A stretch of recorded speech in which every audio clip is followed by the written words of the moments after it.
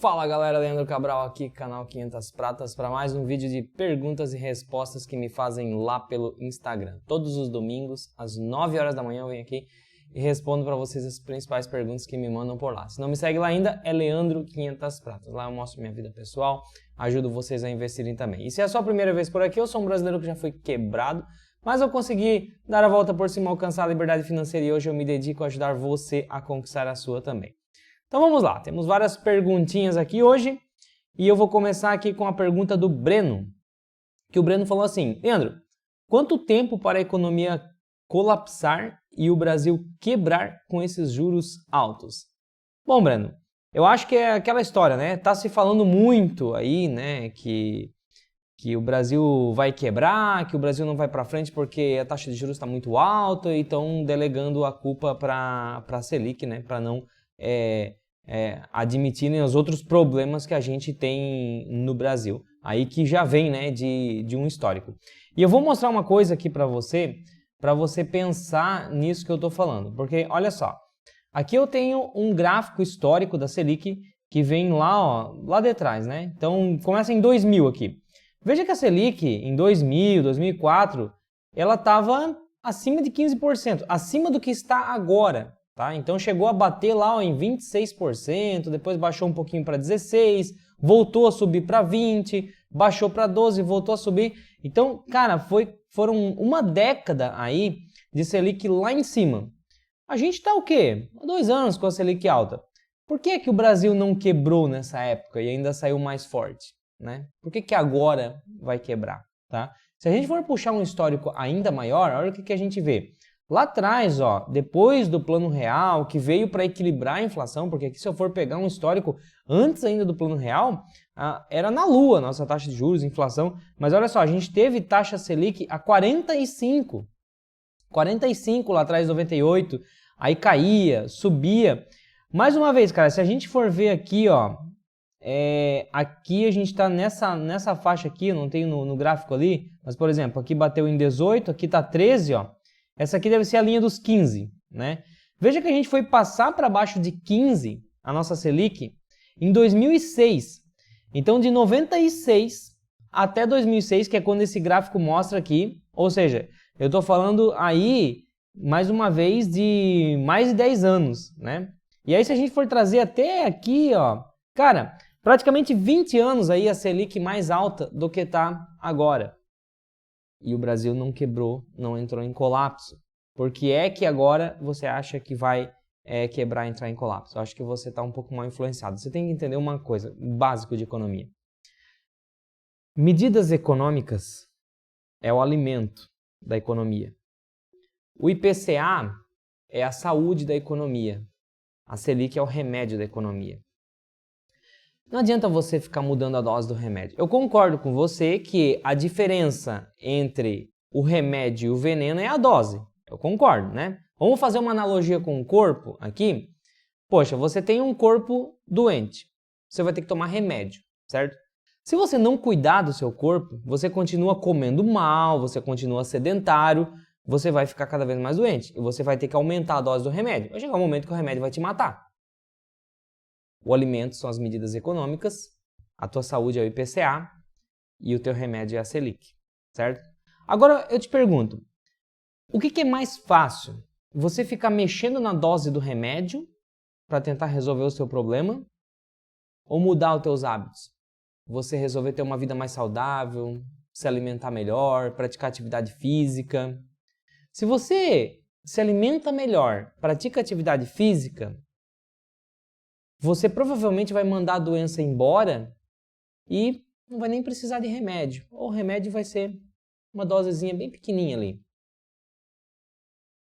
Alimentação e atividade física são medidas econômicas, certo? Medidas econômicas, mexer na legislação, incentivos para que a economia se desenvolva.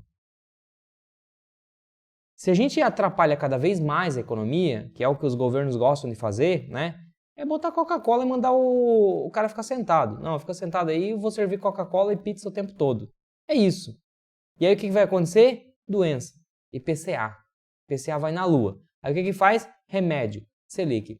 Então não adianta querer reduzir a dose do remédio sem ter medidas para a coisa melhorar, porque o que vai acontecer é a doença aumentar ainda mais. Digo, reduz Selic, explode a inflação. Por quê? Porque a gente não tem uma economia saudável para reduzir a dose do remédio, que é a Selic. Então isso aí é papo furado, tá? É papo furado. Vamos lá. O Eng711 perguntou, o que acha da previdência privada Arca Grão? Cara, é aquela história. Primeiro, aqui na Estratégia 500 Pratas a gente não gosta da ideia de delegar a gestão do patrimônio, né? Tem muita gente por aí delegando, ensinando que você deve delegar, e aí vai da sua identificação. Se você acha que faz sentido delegar, você precisa procurar alguém que te ensine a delegar o patrimônio. A minha proposta aqui é ensinar para vocês o que eu fiz para alcançar minha liberdade financeira. E o que eu fiz? Eu não deleguei nada para ninguém. Eu fiz a própria seleção das minhas ações, a própria seleção dos meus fundos imobiliários, eu que decido a hora de comprar, a hora de vender, quanto comprar, quanto vender.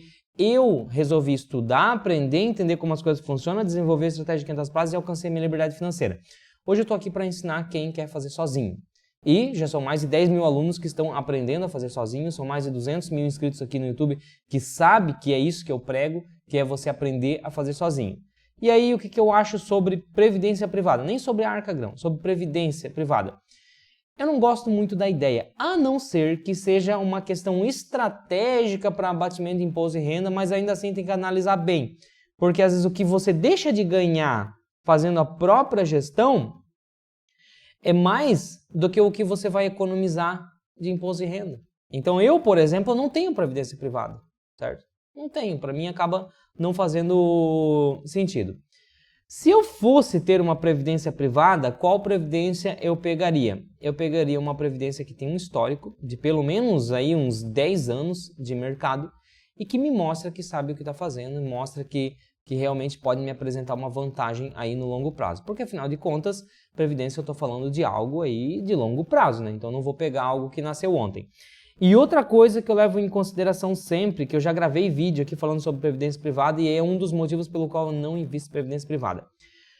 A estratégia 500 pratas investimento, a gente acumula ações e fundos imobiliários para alcançar a liberdade financeira. Como é que a gente alcança a liberdade financeira? Porque o nosso foco está em dividendos, proventos. Quando esses dividendos superam o nosso custo de vida, eu posso me considerar aposentado. Porque se eu parar de trabalhar, poxa, eu tenho um custo de vida de R$5.000 por mês, mas eu recebo 6.000, 7.000 de dividendo. Então eu vou usar esse dividendo para viver e ainda sobra 2, 3.000 para eu reinvestir.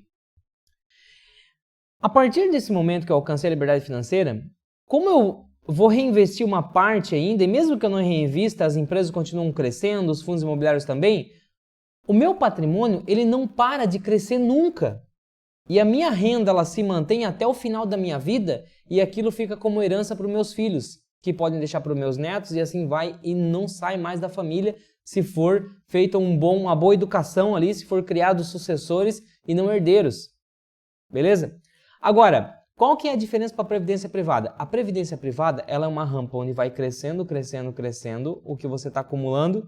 Aí chegou aqui, ó, banco, agora eu quero me aposentar. Ok, começa a drenar. E ela vai drenando, vai secando até acabar.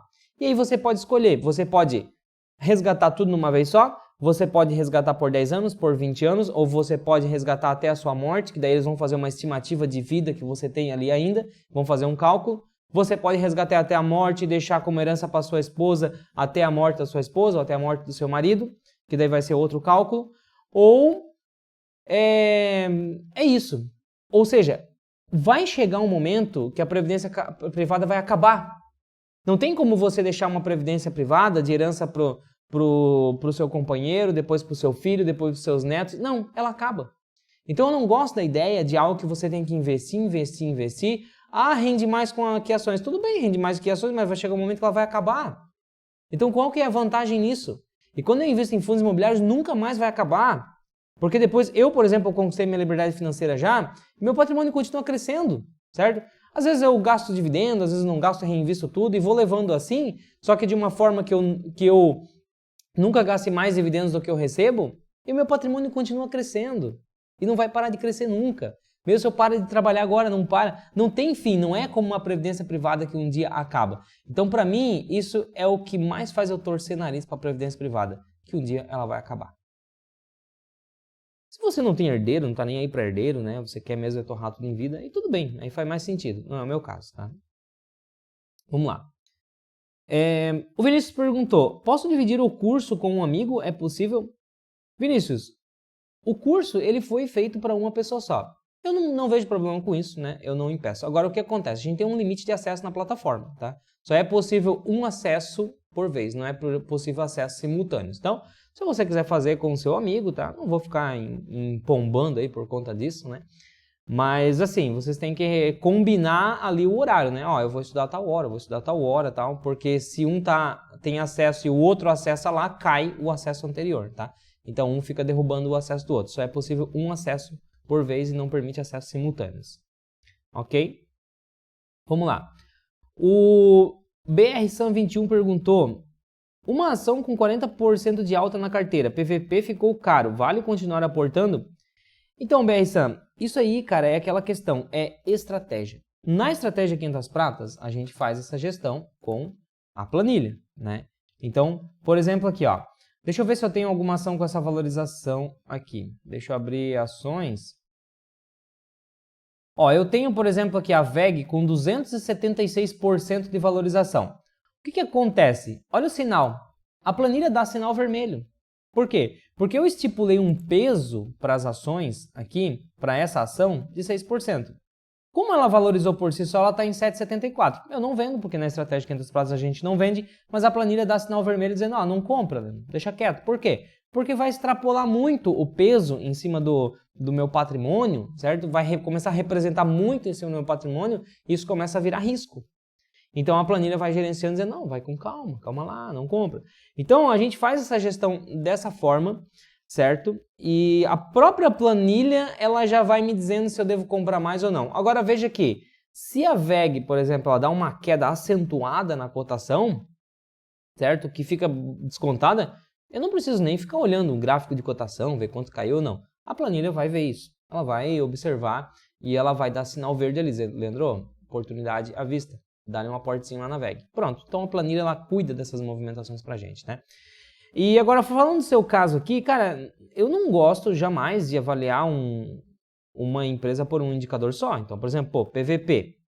Poxa, uma empresa que tem expectativa de quebrar no próximo ano, quantas vezes você pagaria por esse patrimônio dessa empresa? Porque PVP é o preço pelo valor patrimonial. Quantas vezes está sendo pago pelo valor patrimonial? Então imagine uma empresa que o patrimônio líquido dela, eu pego todos os ativos que ela tem, contabilidade aqui. Aí eu tiro todos os passivos dela, sobra o patrimônio líquido aqui embaixo, certo? Então, ela tem lá 2 milhões de ativos, mas ela tem lá 500 mil reais de passivos. Então deu um patrimônio líquido de 1,5 milhão. Ok. Se o mercado paga, né, se eu somo todas as ações que o mercado está pagando ali, deu 1,5 milhão o valor de mercado dessa empresa, então o mercado está pagando uma vez o patrimônio líquido dessa empresa, certo? Agora eu te faço uma análise aqui, agora que você entendeu bem o que é esse indicador. Eu peço uma análise junto contigo. Eu tenho duas empresas aqui.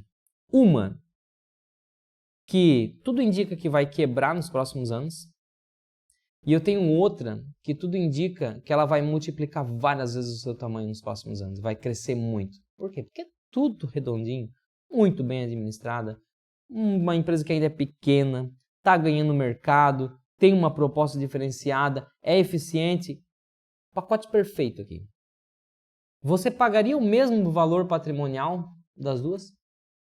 Obviamente que não. E é isso que o mercado faz. E eu vejo gente comparando, o bom é investir em empresas com PVP no máximo 2. Cara, pagar 2 vezes o patrimônio líquido de uma empresa que vai quebrar nos próximos anos é uma loucura. Você tem que ser maluco para fazer isso. Por quê? Porque você vai pagar o dobro de algo que não vai nem mais existir daqui a pouco. Agora, você pagar 10 vezes o valor patrimonial de uma empresa que vai multiplicar o seu tamanho várias vezes nos próximos anos, faz algum sentido. Então, por que é que o mercado paga uma vez o valor patrimonial de uma empresa e 10 vezes de outra? Porque o mercado enxerga isso que eu estou falando. O mercado, ele aposta nas expectativas futuras daquele negócio. No futuro daquele negócio. Investir é olhar lá na frente. E se você não aprender a olhar lá na frente, você vai ficar preso a um indicadorzinho que mostra o que está acontecendo nesse momento. Não vai conseguir fazer uma boa interpretação. Certo? Então, PVP ficou alto, ficou caro. o PVP dessa empresa que você está falando é o que o mercado acha que ela deve valer. Para você me dizer ficou caro, você está indo contra o mercado. Você está dizendo, cara, o mercado está viajando. Porque eles estão acreditando que essa empresa vai crescer muito mais do que ela realmente vai.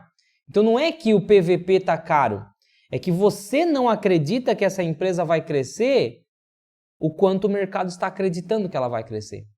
A sua crença em relação a esse negócio é bem menor, você está sendo bem mais conservador, certo? Você está vendo outras coisas que o mercado não está vendo. Então é isso que você tem que entender, beleza?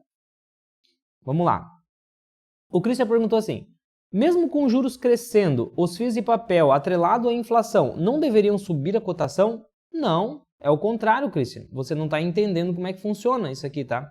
É o contrário, porque um fundo imobiliário de papel, cara, ele é a mesma coisa que o título Tesouro IPCA+. O que eu quero dizer com isso? Ele sofre marcação a mercado, tá? Porque o que acontece é o seguinte, um fundo de papel, ele compra dívida, certo? Então, vamos começar imaginando aqui o título do Tesouro IPCA+. Quando você investe no título IPCA+, você paga um preço e o Tesouro, ele compromete-se a pagar para você o IPCA mais um prêmio. Por exemplo, agora está ali, né? Os títulos mais longos estão na casa de 6,5. Então, você investindo no Tesouro, lá com o título até 2045, você garante que você vai receber a inflação toda do período mais 6,5% ao ano, se você segurar até o vencimento. Vai ser isso. Ok? Beleza. O que um investidor de um fundo de papel ele espera? Receber um pouquinho mais que isso. Por quê? Porque fundo de papel tende a ser um pouquinho mais arriscado do que um título do Tesouro. Teoricamente, são mais arriscados. Então, o investidor de um fundo de papel, ele vai querer o IPCA mais uns 8%, mais uns 9%. Só que o que acontece? Quando um fundo de papel está montando a carteira de CRIs dele, ele vai lá no mercado, ele compra um CRI e quando ele faz essa compra, ele já tem o valor que esse CRI vai pagar. Então, esse CRI vai pagar para ele lá, de repente, o IPCA mais 7%. Aí imagina que um fundo de papel, ele montou uma carteira toda com uma carteira média, ali, vamos dizer assim, com IPCA mais 7%. Foi a carteira média desse fundo. Beleza? O que isso quer dizer? Que o dividendo que esse fundo vai pagar, né? Vai tirar a administração ali e tal, a taxa de administração, mas vamos considerar sem tirar a taxa de administração, vamos considerar o bruto aqui. O dividendo que ele vai te pagar, ao longo dos anos, vai te dar um retorno que vai ser mais ou menos ali o IPCA mais 7%. Porque é o que a carteira desse fundo de papel consegue gerar. Só que aí você olha, pô, Leandro, mas o título do Tesouro está pagando IPCA 6,5%. Eu não vou correr o risco desse fundo de papel aqui, sendo que a diferença é tão pouca. Eu vou investir no título do Tesouro. O mercado como um todo enxerga isso, começa a vender as cotas desse fundo de papel e vai para o título do Tesouro. O que acontece aqui?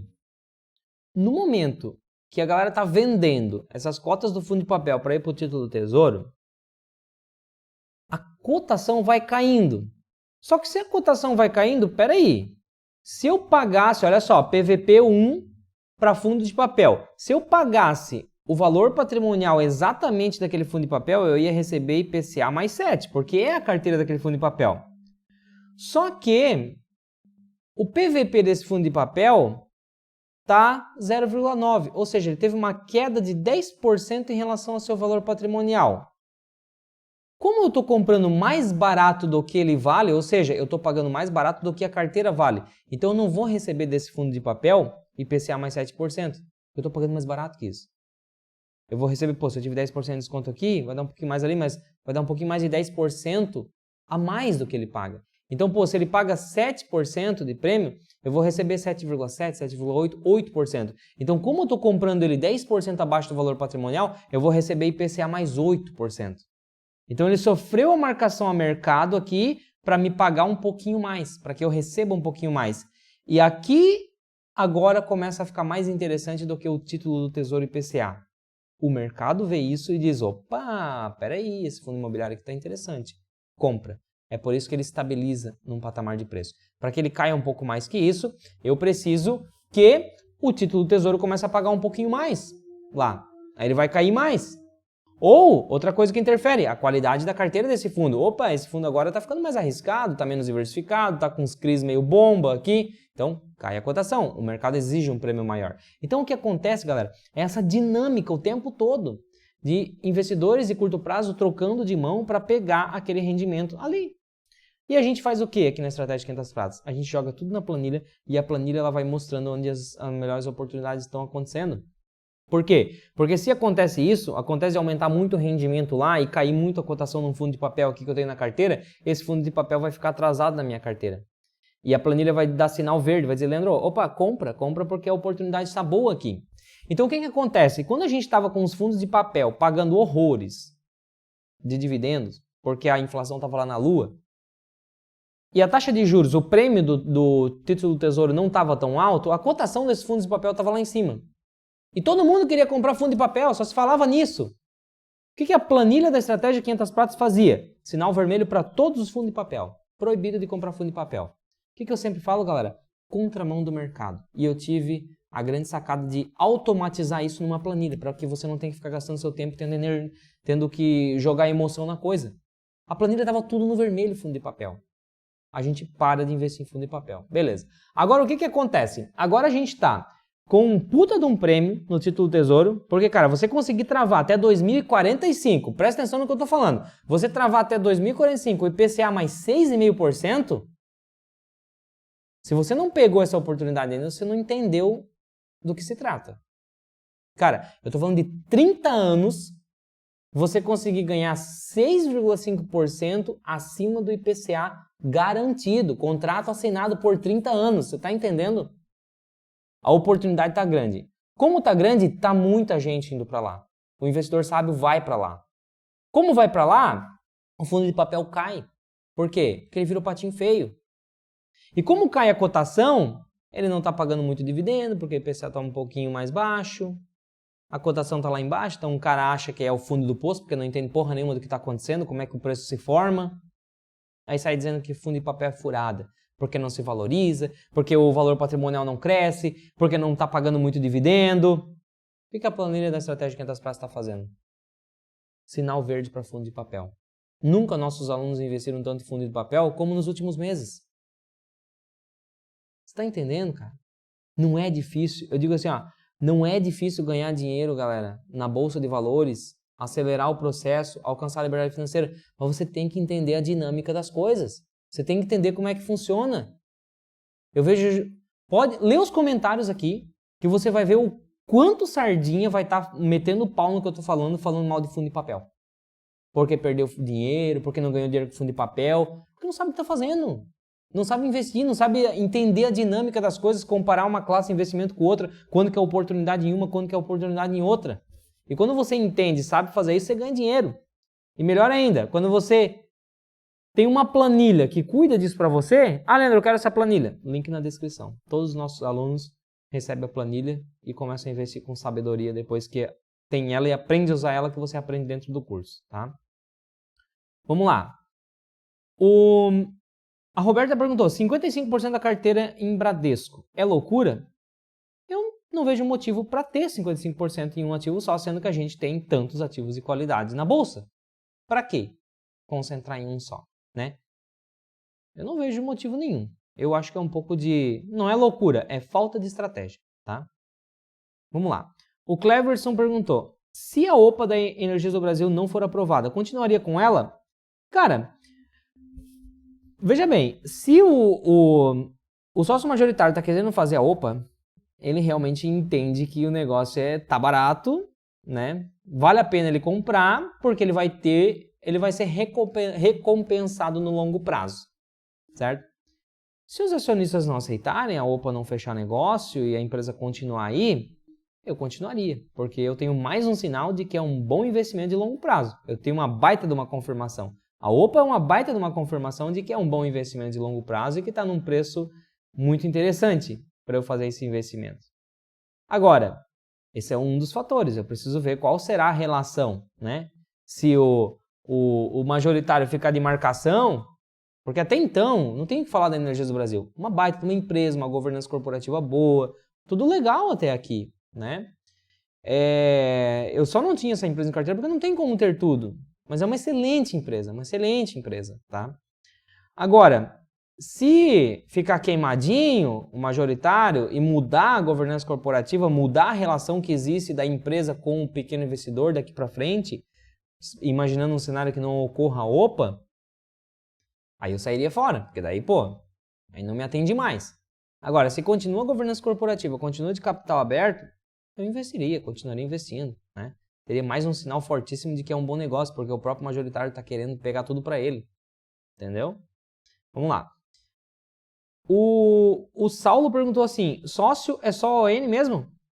Cara, é aquela história, né? As ações ON são as ações que estão na mão do controlador, na mão do sócio. E não é à toa, existe uma série de benefícios legais para quem segura as ações ON, né? As ações ordinárias, elas têm todo um arcabouço de proteção da lei que não tem nas PN. Por mais que a governança corporativa seja igual, que a empresa decida colocar o mesmo tag along, né, para as duas, ainda assim a empresa pode mudar a qualquer momento, porque a legislação permite. Então, as regras para as PN são flexíveis. O controlador pode te ajudar e pode te fuder. Perdão a palavra, mas pode te ajudar e pode te fuder a qualquer momento na PN. Porque a legislação permite, é aberto para isso. A ON já é bem mais difícil. Ele pode te prejudicar também na ON, mas é muito mais difícil. Por quê? Porque a legislação ela protege mais a ON. Certo? Então, como a gente pensa no longo prazo, a gente precisa buscar a proteção também, né? E a ON acaba te deixando mais protegido, tá? Vamos lá. A Karina, alguns erros caros na minha carteira. Não, vendo tudo com prejuízo para limpar ou esqueço lá. Karina, vamos lá. A decisão se você vai vender tudo ou não, primeiro, ela não deve ser por conta do prejuízo. Uma coisa que me chama atenção na sua pergunta aqui, olha só, alguns erros caros na minha carteira. Alguns erros caros na minha carteira. Vendo tudo no prejuízo, a minha pergunta é, o que você considera um erro? O seu prejuízo ou a perda de fundamentos do negócio? Porque se você está considerando o prejuízo um erro, isso só pode estar de alguma forma certo se a sua estratégia é ganho de capital. Se a sua estratégia é dividendo, está errado. Porque variação de preço, a empresa ficar no vermelho em algum momento, ficar no positivo nos outros, não muda nada se a sua estratégia é dividendos. E isso não é erro. Isso é momento da sua carteira, certo? Então, muito cuidado ao você dizer erro e prejuízo. Eu vejo que falta estratégia aqui. Agora vamos lá. Leandro, a minha estratégia é dividendos. A empresa está no prejuízo e eu não quero mais ela, não pelo prejuízo, mas porque perdeu os fundamentos e não faz mais sentido eu ter essa empresa na carteira. Ou eu coloquei numa época que eu não sabia estudar, agora eu estudei, eu vi que os fundamentos dela são péssimos e eu não quero ter ela em carteira, mas ela está no prejuízo. Aí você vende e passa para outra. Pô, Leandro, mas eu vou assumir um prejuízo de 20%? Cara, o que é mais fácil? Pensa do 0 a 0. Você está começando agora com o dinheiro que você tem. O dinheiro que você tem investido nessa empresa, né? Imagina que você tem lá, sei lá, 50 mil reais nessa empresa aí que está no prejuízo. O que é mais fácil? Esses 50 mil reais nessa empresa ruim virarem 100 mil dentro dela ou esses 50 mil virarem 100 mil em uma empresa de qualidade? Se você concorda comigo que é mais fácil esses 50 virarem 100 em uma empresa de qualidade, então você assume o prejuízo, tira fora dessa porcaria dessa empresa e coloca numa que presta. Porque a que presta é que vai salvar o prejuízo que você teve naquela que não presta. Mas o pessoal não assume isso. O cara diz, não, eu estou com 20% de prejuízo. Eu sou muito foda, eu vou segurar até chegar no 0 a 0. Aí quando chega no 0 a 0, depois de 2 anos, olha só, 50 mil reais aqui, ele pagou 70 mil reais. Aí deu uma queda ali, foi para 50. Ele disse, Jamais eu venderei antes de chegar no 70 para eu sair no 0 a 0. Esses 50 mil, na outra empresa, quando ele conseguiu sair no 0 a 0 no 70, ou seja, 50 mil aqui na tranqueira, chegou no 70, ele abre até uma champanhe, né? Eu sou muito foda. Dinheiro na bolsa não perco. Não perco de jeito nenhum. Chegou no 70. Ao mesmo tempo, 50 mil nessa outra empresa virou 200 mil. Será que esse cara é tão bom assim? Não. Ele só tem um problema sério e precisa ir para o psicólogo. Tem um problema sério de ego, de não assumir prejuízo. Tá? Então, é isso, cara. Eu dou uma exagerada aqui, eu dou uma brincada, né? Para dar uma ênfase para você entender. Mas eu vejo isso acontecer o tempo todo. O cara diz o quê? Eu assumir prejuízo? Não assumo. Mas olha só, cara. 2 anos para sair dos 50 e para os 70. Enquanto a boa saiu dos 50 e foi para 200 nesses 2 anos. Não era melhor você ter assumido o prejuízo? Comprou por 50, por 70, vende por 50, bota esses 50 na boa. Porque a boa é que vai recuperar para você, não é a ruim. É isso que você tem que entender. Então, eu acho que eu te ajudei aqui, né, Karina? Só que veja que, cara, eu não sinto confiança na tua estratégia, tá? Eu não sei se você está fazendo ganho de capital, você está dizendo que o seu erro foi por causa da desvalorização, por causa dos fundamentos. Você tem que estar muito claro para você isso aí, tá? O Will perguntou, tenho R$ 1.800 para investir em ações, é pouco? Will, é óbvio que é pouco para você pensar em um patrimônio investido. Mas é muito para quem está começando. Cara, o brasileiro, ele tem uma mentalidade tão bloqueada para o acúmulo de dinheiro, mas tão bloqueada, que as pessoas não conseguem jamais imaginar que vão ter R$ 1 milhão um dia. Eu falo com muita gente, cara, e as pessoas sempre fazem essa pergunta. Pô, Leandro, mas quanto que eu preciso ter investido em ações? 50 mil dá? Porra, velho. 50 mil você não vai alcançar a liberdade financeira. Só que você não precisa colocar 50 mil de uma vez só e esperar até a semana que vem para ver se deu certo. Não é assim. Você passa 35 anos, daqui a pouco 40 anos da sua vida, depositando dinheiro no INSS. Faz a conta de quanto dinheiro você já colocou no INSS. Por que você não se preocupa com isso? Porque você não vê. Certo? É um dinheiro que você está pagando lá, não o fundo de garantia, o do INSS, aquele que você não vê mais. Você está pagando para comprar a sua aposentadoria lá na frente. Cara, você não tem a menor noção. Se eu te perguntar assim, ó, quantos que você já investiu no INSS na sua vida? Quantos você já investiu? E quanto que estaria valendo hoje se você tivesse investido na Selic, por exemplo? O que você já gastou no INSS na sua vida? Deixa aqui nos comentários quem já fez essa conta. Ninguém fez! Ninguém fez essa conta. Mas por quê? Porque você não está vendo o dinheiro. Mas eu aposto que para a maioria, se você tivesse tudo que você já colocou no INSS na sua vida, investido na Selic, cara, muita gente aqui que está vendo esse vídeo agora já teria mais de R$ 1 milhão.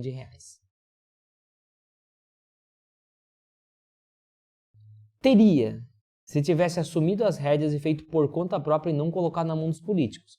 Porque você está colocando dinheiro na mão dos políticos. Aquela cambada de filho da puta que está lá em Brasília. Fudendo com a nossa vida. Porque não tem um lá para te salvar. Tudo um bando de malandro. Tá? Você está colocando dinheiro na mão dos caras todos os meses e não tem noção de quanto que está o seu patrimônio. Aí quando eu falo, ó, eu estou te dando a oportunidade de você parar de botar dinheiro na mão daquela cambada e você pegar esse dinheiro e você ter o controle. Aí o cara acha que é muito dinheiro. Para dar para político tá bom, mas para ele é muito. Você está entendendo o tamanho do trabalho que a gente tem pela frente com a mentalidade do brasileiro? E por que nós somos um povo tão sofrido, cara? Um povo que vive na pindaíba. Eu falo porque eu vim disso, cara. Eu vim de família assim. Mas a mãe dividia o frango em 2, pegava um pedaço de frango e dividia no meio pra gente achar que tava comendo 2 pedaços de frango. Tá entendendo? Essa é a realidade brasileira, eu sei, eu vim disso também. Agora, quando eu entendi o quanto nós somos massacrados, principalmente por políticos, é que eu disse, eu quero que vá tudo pra puta que pariu essa merda desse INSS, eu não quero isso aí pra mim. Eu vou conquistar a minha previdência. Eu só pago o INSS hoje porque é lei, porque eu sou obrigado. Senão eu vou preso se eu não pagar. Se fosse bom, não seria obrigado, seria opcional. Tá aqui, ó. Existe uma previdência privada. Se você quer, você contribui. Se você não quer, você não contribui. Mas não, é lei. Por quê? Porque é uma merda. E aí eu vou lá e eu crio a minha. E eu tô aposentado com 35 anos. Você tá entendendo? Mas vamos lá. O brasileiro vai evoluir ainda. Toma aí pra isso. Deixa eu ver a próxima aqui. O Michel Oliveira perguntou assim, ó. Quanto tempo que a economia segura com a Selic assim? Mais um que está lendo muita notícia, né? Então agora falando que o problema do Brasil é a Selic. E aí você vai lá e acredita. Volta na aula que eu já expliquei. Primeira pergunta dessa aula eu expliquei como é que funciona. Selic é remédio. IPCA é doença. Medidas econômicas são o alimento do corpo. O alimento da economia. Não adianta mexer no remédio se você vai continuar sedentário e comendo mal. Tem que mexer no alimento e fazer atividade física. Ou seja, medidas econômicas que fazem um país ir para frente. Aí a doença que é o IPCA resolve e a gente não precisa mais da Selic, que é o remédio. O Tadeu perguntou assim, considera a marcação mercado um swing trade na renda fixa? Sim, eu considero. Considero, só que um swing trade muito mais certeiro, né? Porque se você faz swing trade nas ações, primeiro, você depende de que aquela empresa dê certo, você depende da expectativa do mercado ali. Agora, marcação a mercado de título IPCA é cíclico. E a economia ela anda em ciclo. Né? Então a Selic não vai ficar para o resto da vida em 14%. Ela vai baixar em algum momento. E quando baixar, o prêmio do título baixa e a marcação a mercado vai lá em cima. Então, eu zerei a minha marcação, a minha posição em título do Tesouro e passei tudo para a Selic quando a Selic estava em 2%. E é quando ninguém mais queria Selic, né? Por isso que eu digo, galera, o segredo, não tem segredo é andar na contramão, fazem tudo errado. Eu comprei Selic. Não é que eu quero ganhar dinheiro com a Selic a 2%. É porque as ações estavam tudo cara pra cacete, bolsa de valores lá em cima, a marcação ao mercado dos títulos estavam tudo lá na lua, não tinha margem para ganhar dinheiro. Então, a gente aqui na Estratégia Renda Prazo, a gente não para de investir. A gente continua investindo. Só que eu, vendo tudo aquilo, eu boto tudo na Selic. Para quê? Para ganhar dinheiro na Selic? Não, porra, para esperar. Esperar o melhor momento. Agora a Selic está lá em 14%. Tem uns doidos que vêm aqui me dizer que tem que baixar. Tomara que vá para 20%, essa porra. Já falo assim já, porque investidor precisa de algumas coisas acontecendo na economia para ganhar dinheiro. Por quê? Porque se virar 20, eu não boto R$1 na Selic. Por que eu não boto R$1 na Selic? Porque não compensa ganhar 20% ao ano? Porque eu não quero? Não é isso, pô. É porque se a Selic for a 20, vai ser tanta oportunidade nas ações e nos títulos do Tesouro com marcação ao mercado que não vai ter dinheiro para eu colocar na Selic. Então o que eu estou fazendo agora, por exemplo? Estou comprando o título do Tesouro, estou comprando fundo de papel, estou comprando ações, mas não estou comprando Selic, tu é louco? Por quê? Porque daí daqui a pouco a Selic vai estar rendendo 6, vai estar rendendo 5, aí eu vou estar com o meu dinheiro lá dentro, e aí vai ser tarde para eu tirar o meu dinheiro da Selic para investir em coisa melhor. Então é isso que vocês têm que aprender, é isso que vocês têm que entender. Vamos lá. A Vanessa, você consegue se proteger da inflação real? Não esse IPCA fajuto aí. Vanessa, eu concordo com você que o nosso IPCA tem várias falhas, né? Afinal de contas é só um índice. Eu já fiz até no meu Instagram lá, eu acho que tá até no destaque, se eu não me engano, que eu mostrei como você separa os índices do IPCA lá e você tem vários itens lá que perderam valor e outros ganharam valor, né? Então, enfim, é só um índice, é só um índice. Agora veja bem, quem é que gera a inflação real? O que é a inflação real? É a perda do poder de compra do dinheiro ou o aumento do preço das coisas. Quem é que aumenta o preço das coisas? O lojista lá, o cara que vende. Você vai comprar a fruta, está mais caro. Você vai comprar o arroz, está mais caro. Você vai comprar um carro, está mais caro. Por que o vendedor final teve que aumentar o preço da coisa? Porque a fábrica que produziu também subiu o preço. Por que a fábrica subiu o preço? Porque aumentou o custo de produção. Então a cadeia vai jogando o aumento de preço lá para frente. E como é que eu participo disso aí?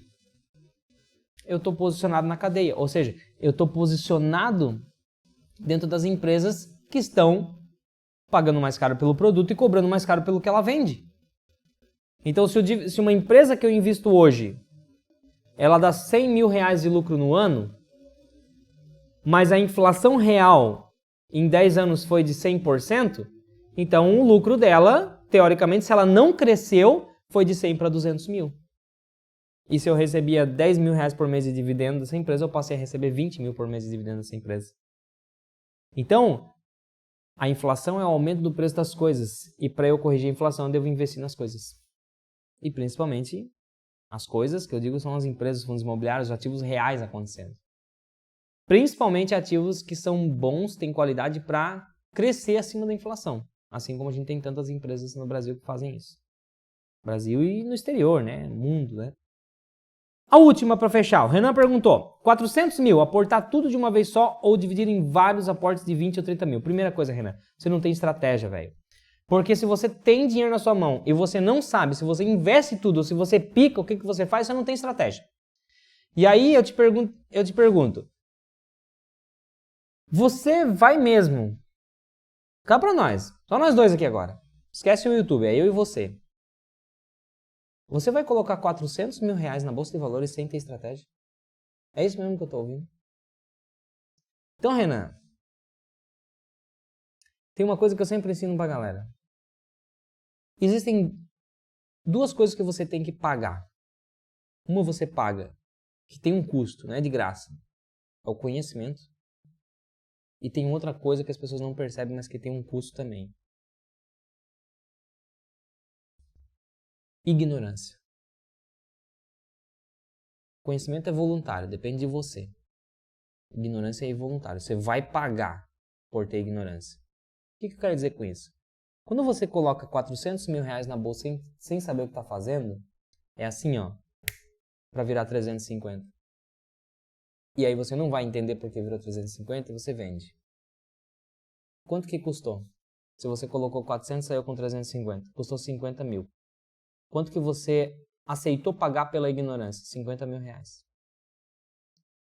Como é que você evita isso? Investe no conhecimento. Quanto custa investir no conhecimento? R$1.000. 1.200, para ser mais preciso. E tá aqui, ó. Link na descrição. Curso Estratégia 500 Pratas de Investimentos. Você vai ter essas respostas com precisão. Você vai tomar a melhor decisão para você de acordo com a análise que você vai aprender a fazer. Você vai botar 420 ou 30, quantos que vai fazer. Comunidade 500 Pratas está lá para te ajudar. Curso de desenvolvimento financeiro para quem tem dificuldade de ganhar dinheiro, fazer sobrar. E a minha consultoria, tá? Então, quem já tem uma grana, às vezes, quer saber onde investir, o que fazer, contrata uma consultoria, nós vamos fazer uma chamada de vídeo de 1 hora junto e vamos analisar o seu caso, vamos debater junto, beleza? A partir do momento que você se tornou aluno, você vem aqui para esse ambiente, aqui está o curso de Estratégia 500 Pratas. Hoje está com 15 módulos, estou adicionando mais módulos, são 140 aulas, são 36 horas de conteúdo e eu continuo avançando aqui, né? Uma coisa que as pessoas me perguntam, Leandro, o curso é avançado, é básico? Olha só, o curso ele foi pensado assim, ó. Vamos lá.